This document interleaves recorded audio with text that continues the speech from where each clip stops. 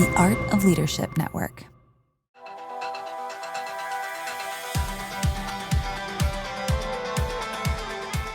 Well, hey, leaders, welcome to the Lead Culture Podcast. I'm your host, Jenny Catron, CEO of the Foresight Group. We are a company dedicated to helping leaders develop thriving teams. Each week, I'm your guide as we explore practical strategies to equip you with the tools you need to lead with clarity, confidence, and build unstoppable momentum in your organization. My mission is to be your trusted coach, empowering you to master the art of self-leadership so you'll learn to lead yourself well, to lead others better. Each week, we take a deep dive on a leadership or a culture topic. You'll hear stories from amazing guests and leaders like you who are committed to leading well. So let's dive in and keep learning on this leadership journey together. Friends, today I am joined by Zach Miracreeves. Zach is a phenomenal leader who has had some really amazing experiences, some of which we're going to dive into today. And I wanted Zach to join us to talk about leading Gen Z. And he's going to share some of his unique perspective and experience. We're going to hear about his new book called Lower and just learn together. So Zach, we are so honored to have you join us on the Lead Culture Podcast. Our listeners are high-level Christian leaders who see leadership as a sacred privilege. And they really are people who are responsible for shaping teams, culture, and the next generation. So welcome to the podcast. And if you would, just give everybody a little bit of your bio. Tell us a little bit about you. Thank you so much for having me. I am the proud husband of Kristen, who is a nurse practitioner and father of 3 girls, Eden, Esther, and Mercy. And I've been primarily in church leadership for most of my vocational life, but have always kind of nerded out on all things leadership. And as I was pastoring, got involved in leadership development, started some ministry schools and coaching, and then started leading a missions agency, primarily working on developing future missionaries. And during that time, I missed pastoring, specifically students. So I volunteered at a little university near where I live called Asbury University. And when Asbury University found out what I did for a living, I wasn't just a volunteer soccer coach. They asked me to speak in chapel. So I had spoken in chapel a couple times. But in February of 2023, I spoke in a chapel service that I kind of thought I bombed. I had run out of time. I had 7 more slides. I'm sure no one listening has ever done this. I clicked through my slides, said, students, look and just read this last slide. I think this is what we need to know. We can't love each other with authenticity until we experience the authentic love of God. I prayed, sat down in my seat and texted my wife that it did not go well and that I would be home soon for a nap. And then 16 days later, the Globe had heard about the Asbury outpouring, which I found myself leading for those 16 days. About 80,000 people, that's an estimate, but conservative estimate, about 80,000 people spontaneously came to this 2 stoplight town with a Subway and a couple coffee shops and a Chinese. Yeah. So instead, we've been talking about how do we wrestle with leading something like that and all these young leaders who were a part. Yeah. So, I could probably ask you questions for hours about just as a leader, just navigating that and the unexpected, just response to it. What were you noticing and what do you think they responded to? What was the catalytic thing that sparked that outpouring, do you think? Yeah, the thing that I've been the most captivated by is the character of Christ that was manifest during that time. And it is the character of Christ that would be humble and kind enough to draw near to a community of students, of young people that were longing to experience him, And it wasn't very demonstrative. It wasn't sparkly. Yeah. Any big names, which we can talk more how I think Gen Z is longing for some of those things. It was authentic and raw and unimpressive. I said earlier today to a friend that it was so underwhelming when you walked into the room, but quickly overwhelming because of the character of Christ and the encounter with the Spirit. Wow. And I think that's what Gen Z is desiring, is no bells and whistles and authentic encounter. And we had the joy of a few of us, kind of big brothers and sisters in the faith, that just helped steward those days. Yeah, that's really special. I mean, what a unique and special thing to be a part of. And I love that. I mean, and I'm sure you probably, this is probably part of what sparked the topic of your book, but that you didn't feel like you had like killed it, like you give this message and you're like, meh, I don't think, and it's the very thing God used to do something really special and very unique, which is fascinating. I want to just take a minute, and you started to hit this a little bit, but just understanding and leading Gen Z. I think one of the tensions that I see with a lot of the leaders that I work with in organizations is we can kind of be a little negative about younger generations, and we have our preferences, and so when people think and operate different from us, we have their stereotypes, but you've had a front row seat to working with this generation directly. What strengths do you see that maybe are even misunderstood? So maybe there's some things that we're just even misunderstanding as leaders that are a couple generations ahead. Yeah. My good friend, Dr. Kevin Brown, he's the president at Asbury. He wrote this piece for Christianity Today where he deemed Gen Z the corrective generation. Huh. And, there's books out there about the anxious generation. There's comments on, the detached generation, the lazy generation. No one wants to come to work. They want to work remotely from a coffee shop kind of stuff. Right. And I think what we saw and are seeing is this generation really thinks they might have a solution to some problems. And they're not afraid to live like they think they have some solutions. Yeah. Which can be perceived as spicy and prideful. Right. I think as leaders, if we stoop lower in curiosity, curiosity and humility are like best friends, right? Yeah. So some curiosity, like, hey, help me unpack that, what you're correcting me on. And, they also need fathering and mothering. So how to correct, right? If you have a kid, your kid might say something correct, but in the very wrong way. Sure. And you have an opportunity to parent that. But you don't squish that they have a good idea. Right. Solution. It's great. It's just guiding them. Hey, in a board meeting, that's not the greatest time to do that. Or if you write an email, I actually had to do this with a 20-year-old kid that was right, but wrote a email with no tact and no respect to a new vice president. Sure. That's an opportunity to lead. That's right. But they are corrective, and I actually think they have some good ideas. I agree. Yeah. But that corrective bent can be spicy and itchy sometimes. Sure. If there is a gap of relationship and freedom to do that. And that's, if you're talking about creating a leadership culture or an ecosystem where everyone's going to thrive. Yeah. That's something worth paying attention to, that ecosystem has to hold space for them to have an opinion, so that's good. That's something I've been corrected by Gen Z often. It's always flesh burning. And I would like to say they're not right all the time, but they're right more than I would like. More than we want to admit. Yeah, so I think I love the idea of the corrective generation. They also do just statistically struggle with anxiety and security. Yep.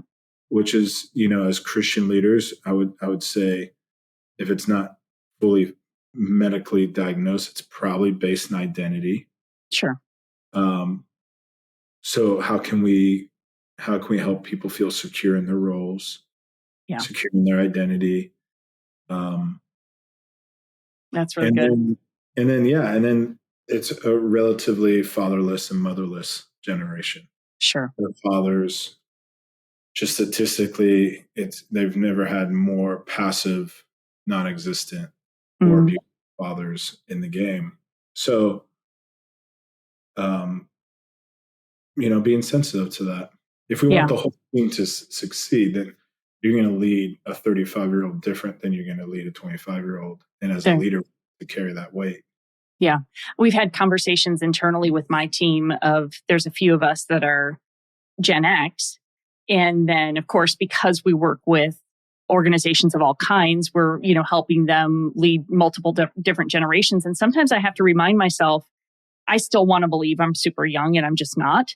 But I expect everybody else to think and operate and have the professional maturity that I have, or the understanding and context of, organizational dynamics. And then you have to stop and remember they're 20 years younger than me. They haven't had the reps and experience in the workplace. So just like you were saying, like, listen to the idea, look for the place for coaching and development and helping them understand, the example of the team member who sends an email to the VP and, probably needed some coaching around better ways of how to deliver that information. But I think sometimes we don't give them grace for, the gap in experience that makes us quick to judge how they're doing something rather than seeing maybe the heart of it. Is that an appropriate way to frame that? Or how would you reframe that? I think it's totally true. And something that we talk a lot about with the organizations and leaders I've hung out with, or even at Asbury during those days, is we use this terminology of paying the leadership tax. And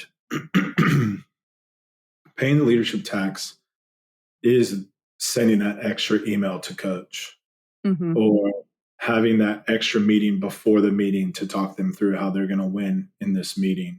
Right. Yeah. And that's a tax we pay if we want them to succeed. That's right. And that's a tax that I'm capable of paying. And I use the illustration of when I was a little boy and I would go to 7-Eleven to get candy. I remember the first time I realized that $1 candy bar actually isn't $1. It was like $1.08 or whatever. And it just but I only brought 4 quarters, Right. And so many times we treat leadership like that. Doing this is just $1. Well, no, actually, if you want to hire a younger generation, include them, raise up leaders, it's actually going to cost a couple extra cents. And that might be time, that might be taking the brunt of something. But once you create a culture that pays the tax, you stop thinking about it. So I don't think about sales tax anymore. Right. It's a part of my life. Right. That's a part of my culture. In the same way that if you can create an ecosystem, a setting, a holding environment that leaders are okay with paying the tax. That's really good. After a while, you stop thinking about paying the tax. That's just the culture we do. Yeah. It's interesting. That sparks a very specific example that I had recently. I was working with an organization and I was talking to one of their younger leaders. And this individual was expressing a desire to kind of grow, and they were wanting to be, there's a specific skill set that they wanted to improve upon, but they weren't quite sure where to practice, for lack of a better, like they were like, I know I need to be able to do this better when I show up with the senior leadership, but I don't know where I can workshop that. And so basically I was saying, hey, let me be that sounding board. Do you feel comfortable enough? Do you feel safe enough to come to me and say, hey, can I try this? I might get it wrong. I might not say it right, but will you help me workshop this so that I feel more comfortable in bringing it to senior leadership, et cetera. And it was just that moment of realization, like that's a value that I've developed over time, but it was not intuitive to me. Like in my early days of leadership, I was a total bulldozer and like didn't have time for anybody else or anything else. And over time, kind of to your point, as I began to value that leadership development and actually developing and coaching others is what leadership is. Like it's not, the leadership isn't just the position I hold or the responsibility I have, right? It's like actually investing in others is the heart and spirit of leadership. I'll let you respond to that because I think it peaks something for you. I'm just amening, I'm just, I was just like, ultimately it's the scorecard, right? Right. The scorecard is efficiency and ROI and impact, which I understand in businesses that has to be aware. But as if we're talking about culture and things like that, then the scorecard has to change a little bit. Yeah. Yeah, that's right. It's not rocket science, and it's not, I don't think you're going to feel the pain of that tax as much as you think. Mm-hmm. It actually is life-giving to me. I'm sure you feel the same way, right? But it's like in that conversation, I was like, absolutely. Because I had a very teachable younger leader who wanted to learn, wanted to grow. And like, if I have some way to serve and support them, like that was actually an incredibly life-giving conversation. Mm-hmm. And that's what I find. I mean, there's some, there's always some things that are challenging or difficult or time consuming when you take that posture. But I also find it incredibly rewarding. Yeah. And that's something you have to just wrestle with as a senior leader, or, there's probably a risk quotient at times, but, there was a couple of things that happened at Asbury during those 16 days that are now global phenomena. That might be too intense, but a global thing. Sure. That if you really knew the story, it was an innovation of an 18-year-old. It wasn't me. It wasn't a seminary prof. It was an 18-year-old who's like, I don't like how that's going. We need to solve that. What if we did this? And this very thing, for example, so we had a green room at Asbury. And a green room is where the band or the speaker prepares before they go on stage. Well, at the heart of what we were experiencing at Asbury, that felt off. Yeah.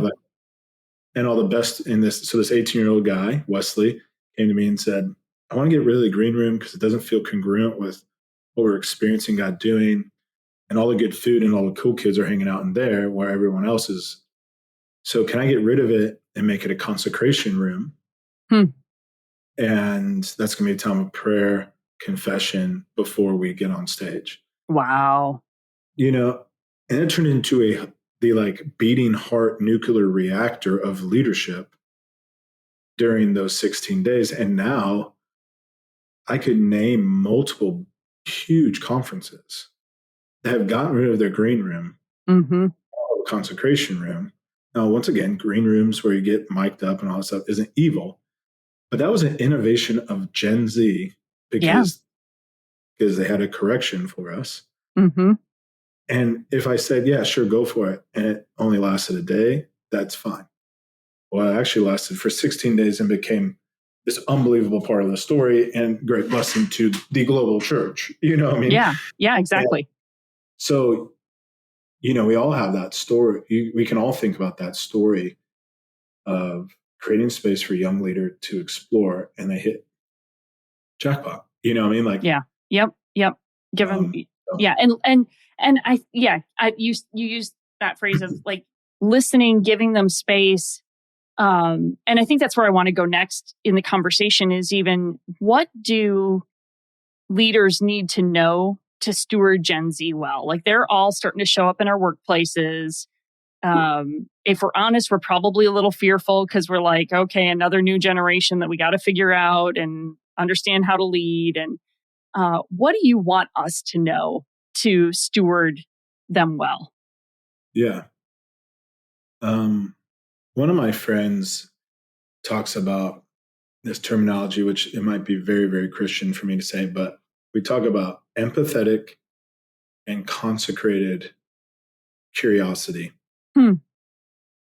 That I think if our workplaces would say yes to a level of empathetic curiosity, meaning this is your first time doing this, or the whiplash of going into the workplace and I feel it. I understand. That's empathy, right?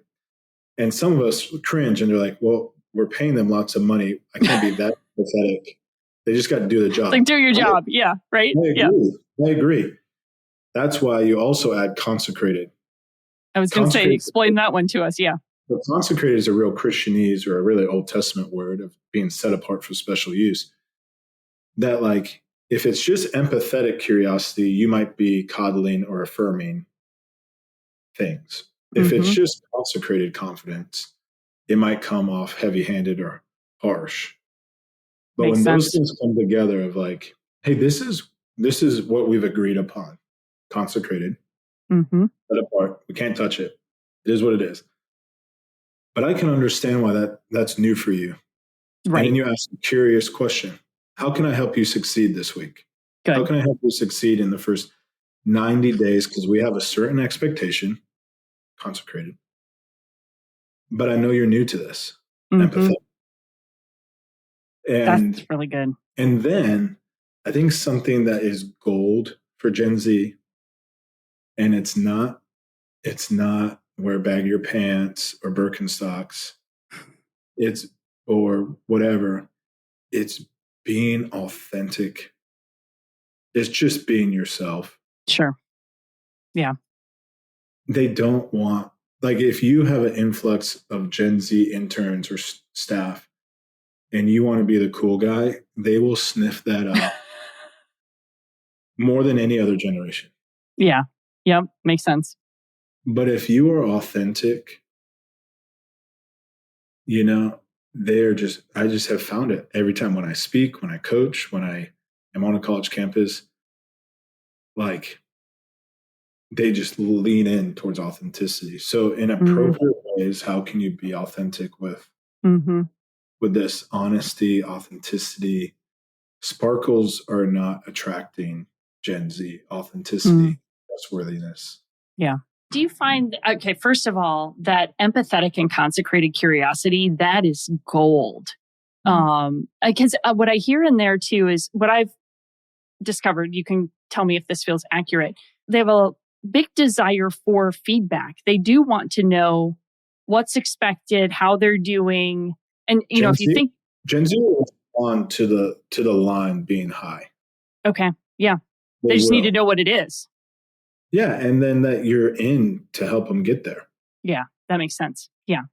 You know? So that's where the consecrated curiosity is, like the clarity of like, hey, this is the expectation. This is what we need you to do. But then I love that empathetic, but I understand this is different. This is a new, this is, something new, or, whatever the case might be. I love that so much. And I feel like I'm going to quote you all the time on that one, because that is just valuable for leaders to understand. As you were talking about that authenticity piece, I began to wonder, even for myself and for some of the leaders that I work with, I wonder if we're awkward or fearful of Gen Z, in that maybe I either want to try to be cool or like them, or maybe I just want to like double down and be the crotchety old person, curmudgeon-y old person. Like, I think we might be a little fearful of like how to operate with them. Have you seen that? Yes. I think it probably could go to any generational handoff, first of all. I think it could go against across any ethnic diverse conversation too. Good point. Because Satan hates unity. There we go. Satan hates sacrificial, Galatians 2:20, death to self relationships. This is why you're a pastor, Zach. Yeah. Philippians so Philippians 2, if you are a Christian leader and you are a billionaire, whatever, or a pastor, you need to memorize Philippians 2, 1-11. It is about Christ's humility. And though he could have flexed all of his reputation and resume and been correct. Yeah. He could. If anyone should flex, it could have been him. But instead of doing that, he became a man. And not a man who would rule over us, one to serve.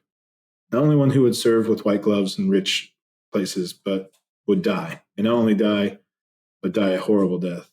Philippians 2 is the spine of Christian humility, I believe.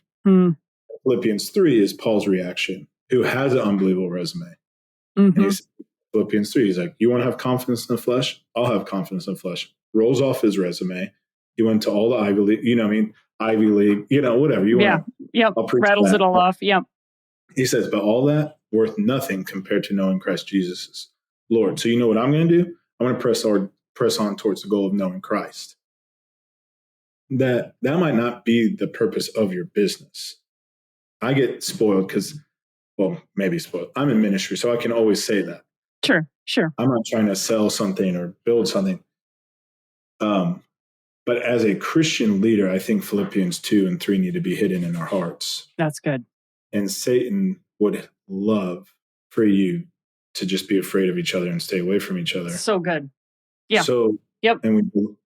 So I don't want to get too spooky, but your business is, and what you lead is fighting powers and principalities, not just you as an individual. Yeah. So a unified team is a successful team. So why wouldn't he try to make you afraid of each other? But I do think there's wisdom. Matthew 7 says you don't throw pearls to swine or holy things to dogs. So there's going to be areas of authenticity that they're not capable of stewarding those pearls. Mm-hmm. Maybe information in your business that they are not capable of stewarding, but also parts of your story. But if we can lean towards each other in sacrificial love and death to self posture, in Philippians 2, humility, I don't think you can lose with Gen Z. Yeah. I don't think you can. And if you're doing those three things and they push back, you probably just don't have the right Gen Z. Fair. Yeah. I mean, because you still have the uniquenesses of individuals and personalities, and that's true of every generation. Maybe we've had an experience with somebody in Gen Z and we assume they're all the same or whatever the case might be. But there's definitely commonalities because of their experience growing up in the same stage and so forth. What gives you the most hope about Gen Z and their future? And maybe this is, again, inspiring us with, hey, here's what you need to see in them. Even though they can be known as anxious, statistically and circumstantially, we have to remember that they're quite resilient. These are the people that missed prom because of COVID. Yep. These are the people that missed graduation because of COVID. Mm-hmm. These are the kind of people that maybe missed freshman year on a college campus because of COVID. These are people that have wrestled with racial tensions, political things. So there is a resilience. And like I said, when connected to that corrective generation stuff, they actually have this like swag about them that they think they could solve the problem. Mm-hmm. Mm-hmm. That I actually think some of my generation, maybe your generation, had this false humility of like, gee willikers, we're going to do our best, Right. That's good. Yeah. Yep. And Gen Z doesn't have a whole lot of that. They just kind of be like, give me the reins. We'll make this happen. Mm-hmm. That's cool. And but what that needs is some fathering and mothering, some gentleness and coaching. But isn't that what leadership is? That's good. Yeah, that's good. Yeah. Zach, tell us a little bit about your book, Lower. Maybe give us the premise of it. I'll let you explain before I try to say more. So just tell us a little bit more about that resource. Yeah. So Lower came out of a lot of people asking about Asbury, and I couldn't write a book on revival. I'm not that guy. I don't know much about revival, but I was moved by Jesus' humility and how he continued to respond to the humility of people. And the book is about that. The first section is the formation of humility. So we talk about suffering, difficulty. We talk about it as this image of a crucible or the crushing. Talk about compost, how trash in Jesus' eyes can be good soil. And then the next section is the expression of humility. We talk about confidence and leadership.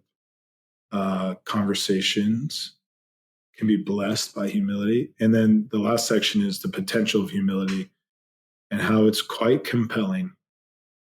I think it's one of the most compelling things. A Christian CEO should stick out. That's right.